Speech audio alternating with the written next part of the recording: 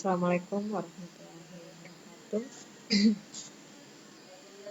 Selamat pagi untuk mahasiswa PLN. Hari ini kita sudah masuk di materi ke-6 untuk parasit. Dan hari ini kita akan membahas mengenai parasit malaria, yaitu Plasmodium.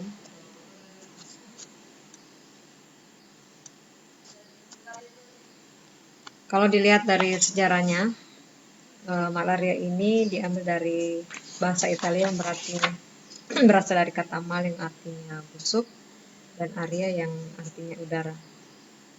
Hal ini diduga berhubungan dengan wabah yang terjadi di sekitar kota Roma yang terdapat pada rawa-rawa yang berbau busuk.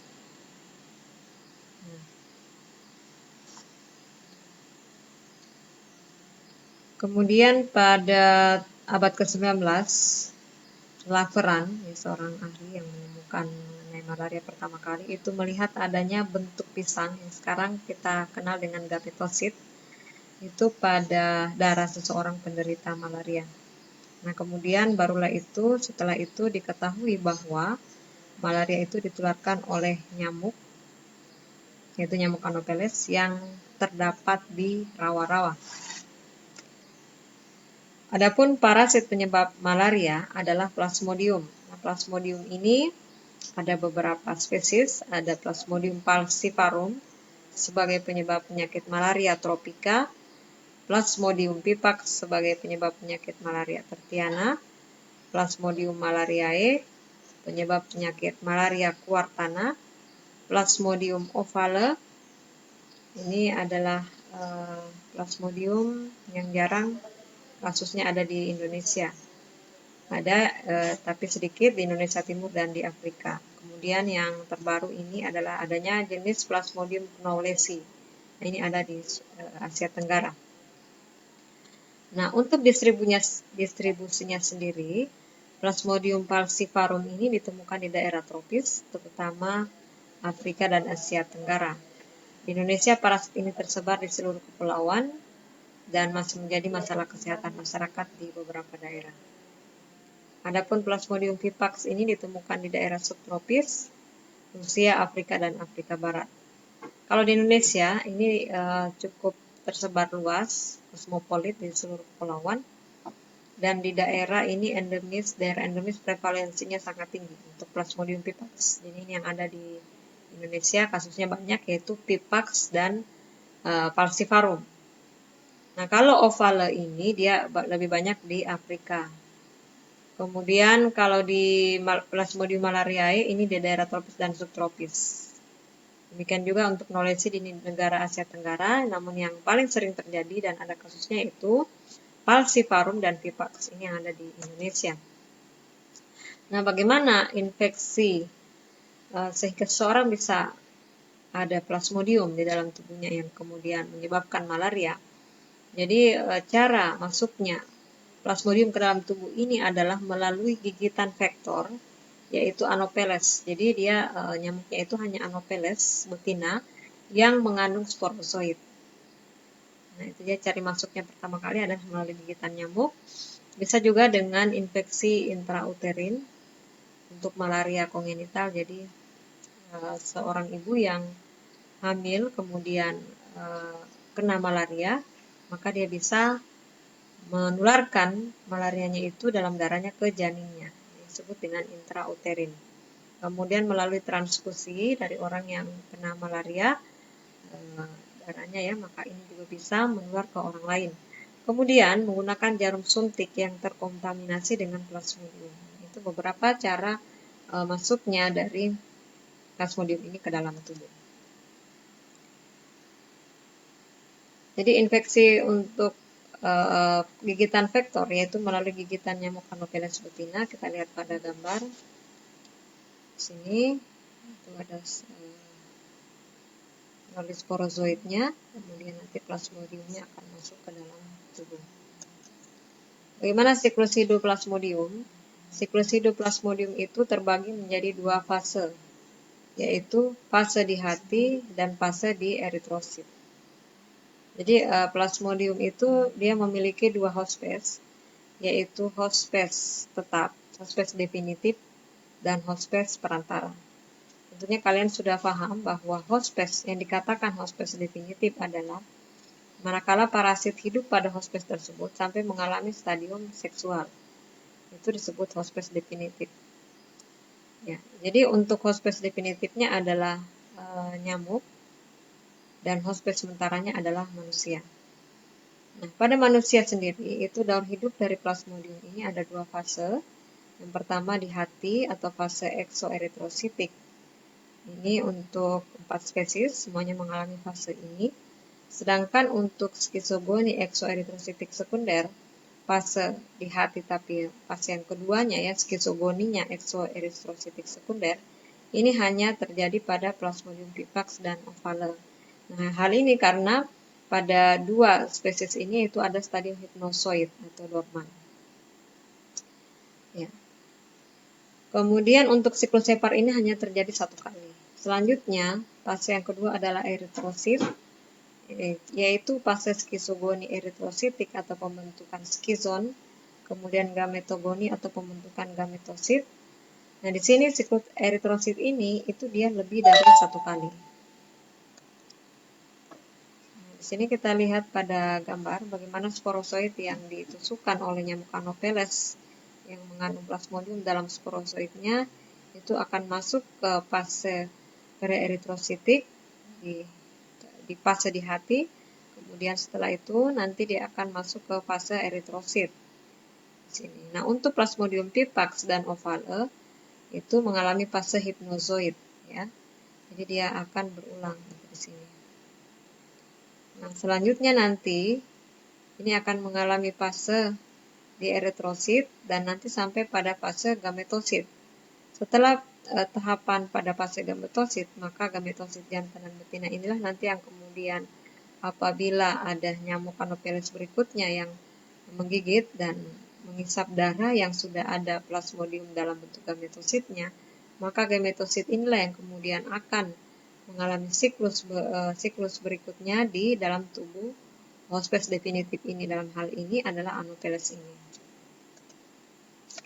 Nah, kalau kita lihat pada gambar di sini bagaimana siklus hidup dari plasmodium ini. Jadi di fase jaringan apabila nyamuk Anopheles betina yang mengandung parasit malaria itu menusuk hospes manusia ya, maka sporozoid yang berada di dalam air liurnya akan masuk melalui proboscis dan ditusukkan ke kulit. Ya. Selanjutnya, sporozoid ini akan masuk ke dalam peredaran darah. Sini. Sporozoid akan masuk ke dalam peredaran darah selama 1,5 jam sampai 1 jam, kemudian masuk ke dalam sel hati. Jadi proses masuknya sporozoid ini ke dalam sel hati itu disebut dengan skizogoni praeritrosit. Jadi skizogoni praeritrosit. Nah, di sini inti parasit akan membelah diri berulang-ulang dan skizon jaringan atau skizon hati berbentuk bulat. Ya, sini. Fase hati ini di sini liver. Ya. Ini. Kemudian untuk pembelahan inti ini akan disertai dengan pembelahan sitoplasma yang mengiringi setiap inti sehingga terbentuk beribu-ribu merozoid. Jadi fase ini berlangsung beberapa waktu tergantung dari spesies parasit malarianya. Ini berbeda-beda ya, antara satu jangka waktunya, antara durasi waktunya dalam pembelahan ini antara satu spesies dengan spesies yang lainnya untuk plasmodium ini.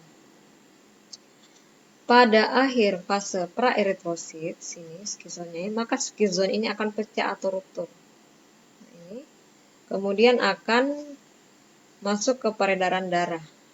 Sini akan masuk ke peredaran darah. Sebagian besar akan menyerang eritrosit di sini. Inilah yang kemudian kita sebut dengan fase eritrosit ya. Kalau tadi sebelumnya yaitu fase di hati. Nah, pada Plasmodium vivax dan ovale, sebagian sporozoid ini akan menjadi hipnozoid. Setelah beberapa waktu akan menjadi aktif. Jadi khusus untuk vivax dan ovale ya, dia mengalami stadium dorman. Ya, kemudian menjadi hipnozoid, kemudian akan menjadi aktif kembali dan mulai dengan skizogoni eksoeritrosit sekunder.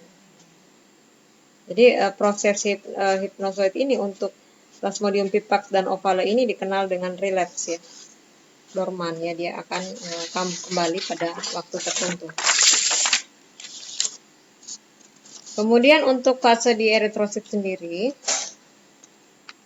ya di sini merozoid yang dilepaskan oleh skizon tadi sini, merozoid yang dilepaskan oleh skizon sini masuk sini ya. Ya, akan menyerang eritrosit. Jadi stadium termuda dalam darah ini kalau pada tahapan awal di fase eritrosit itu bentuk merozoidnya itu akan bulat, kecil, kemudian beberapa diantaranya mengandung vakuola. Nanti kita lihat bagaimana morfologi di fase awal praeritrosit ini. Nah, di sini kemudian parasit muda itu akan membentuk cincin seperti ini. Ini tropozoid yang imatur, tropozoid muda berbentuk cincin. Ini adalah vakuolanya tadi ya, sitoplasmanya yang berada di kutub. Ya, sehingga dia nampak, kita lihat berbentuk cincin. Ini adalah ciri dari tropozoid imatur, tropozoid muda yang berada pada fase praeritrosit di awal ya. Nah, kemudian selama pertumbuhan bentuknya berubah menjadi tidak teratur seperti ini. Jadi stadium muda ini disebut dengan tropozoid. Ini tropozoid. Ya, parasit akan mencernakan hemoglobin dalam eritrosit dan sisa metabolismenya berupa pigmen malaria. Pigmen yang mengandung zat besi dapat dilihat dalam parasit berupa dia warnanya butir kuning terengguli. Nah, itu kalau sudah fase matur tropozoid, kuning terengguli. Nah, selama masa pertumbuhan, parasit ini akan berkembang secara aseksual melalui proses yang disebut dengan skizogoni. Jadi di sini proses pembelahannya itu aseksual, skizogoni. Jadi dia parasit Plasmodium ini tidak mengalami fase seksual di tubuh manusia. Dia hanya fase aseksual, sehingga dikatakan bahwa tubuh manusia di sini sebagai hospes perantara saja. Nah, nanti kemudian dilanjutkan dengan pembelahan sitoplasma sehingga membentuk skizon. Jadi tropozoid akan membentuk skizon. Skizon yang matang ini akan mengandung bentuk bulat kecil yang terdiri dari inti sitoplasma yang disebut dengan merozoid. Nah, setelah proses skizogoni selesai, eritrosit pecah, ruptur, ini, dan merozoid dilepaskan ke dalam aliran darah. Lepaskan ke aliran darah atau sporulasi. Kemudian merozoid akan memasuki eritrosit yang baru lagi, dan generasi lain dibentuk lagi. Jadi dia akan berulang ini di fase eritrosit. Nah, pada daur eritrosit ini, skizogoni berlangsung secara berulang-ulang selama infeksi.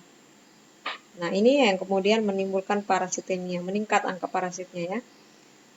Dan dengan cepat sampai proses, jadi akan ada respon imun di sini mulai bekerja, sistem imun di sini.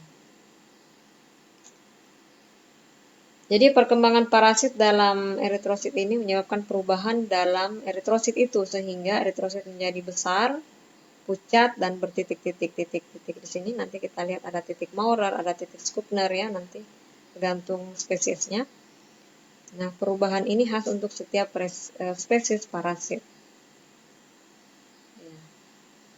Contohnya untuk daur skizogoni fase eritrosit itu pada Plasmodium pipax itu dia 48 jam.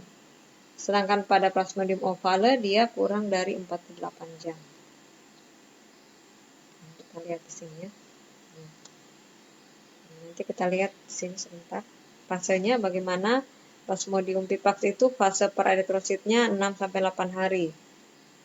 Ya, kemudian falciparum 5-7 hari. Kalau Plasmodium malariae itu dia fase praeritrositnya 12-16 hari. Plasmodium ovale 9 hari. Nah, nanti kemudian setelah ini fase eritrosit nanti setelah 2 atau 3 generasi merozoid dibentuk, maka sebagian merozoid ini tumbuh menjadi bentuk seksual. Ya, dia akan tumbuh menjadi bentuk seksual.